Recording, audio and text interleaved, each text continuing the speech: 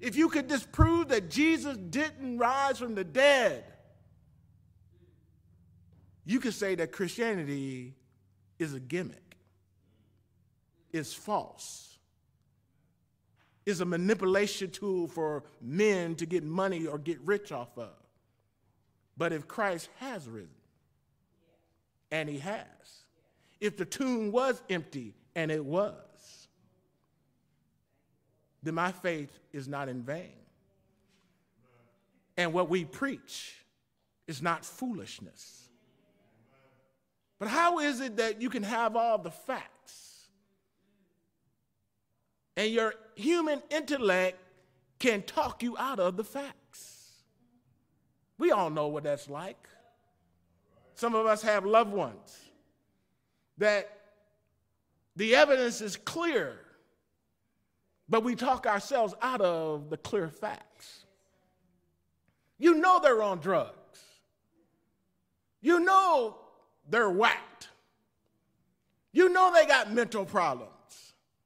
You know they're unloving, but your human intellect just won't let you believe the facts.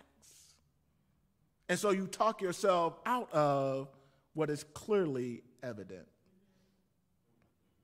And people do that when it comes to the death, burial, and resurrection of Jesus Christ.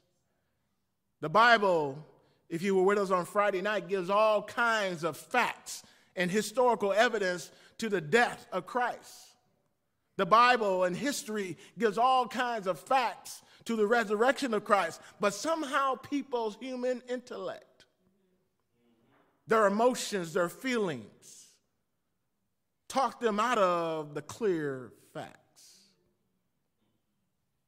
Let me give you a couple of facts about the resurrection that human intellect is talking people out of. The Bible says that the tomb was empty.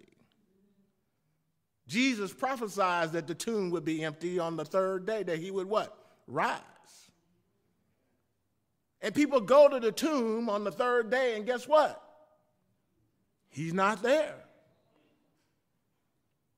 Now, the question you got to ask is that, how did they look in the tomb when the tomb had a big old stone that Hercules couldn't even move? And how did the Green Berets of that time, the Roman soldiers, get whooped up on by 12 fishermen who were so scared they were in hiding, let alone trying to beat up some trained killers, to get to the tomb, to roll away the stone Hercules couldn't remove, and snatch the body out of the tomb?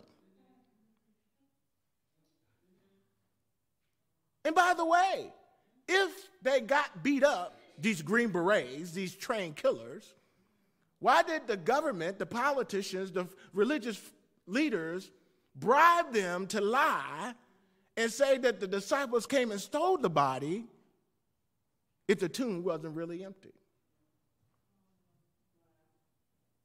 Now, y'all people of common sense, right?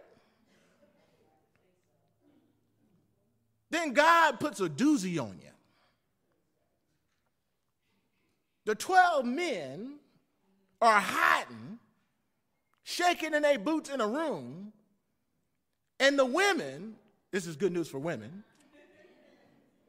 are the ones who go to the tomb to find that the tomb is empty, and then God lets the women, who the culture says your testimony ain't worth a dime, be the first witnesses that the tomb is empty. Now, your Sci-Fi Channel people wouldn't even write this kind of story. It wouldn't make any sense. Why would you have women whose testimonies are not even accepted in the court of law be the first witnesses? Because God takes the foolish things to confound the wise. See, this is God's story. It's not the way we would write the story. We would have the men be the first one, because the men's testimony would be accepted. They hiding, just like men do today. And the women step up. And they go and they find the tomb empty. And they took the spices because they were going to do something with the body. They believed. They had just enough faith to go to the tomb. And God had the tomb opened because God rolled away the stone so they could look into the tomb and bear witness that the tomb was empty. Now that's just some basic fact. I could give you a lot more that validates the death and the burial and the resurrection of Christ. The burial of Christ is a supernatural event. He's buried in a borrowed tomb. He's buried by Joseph, who goes and asks for the body, and they give him the body, and they wrap the body in clothing and place it in the tomb. This man, who was a part of the council at that time, jeopardizes his reputation in life because he now has become a follower of Christ and wants to make sure Christ's body gets a proper burial and is not just thrown in some graveyard in an open space. God's controlling all that. Because it was prophesied that he would not be buried with the other people.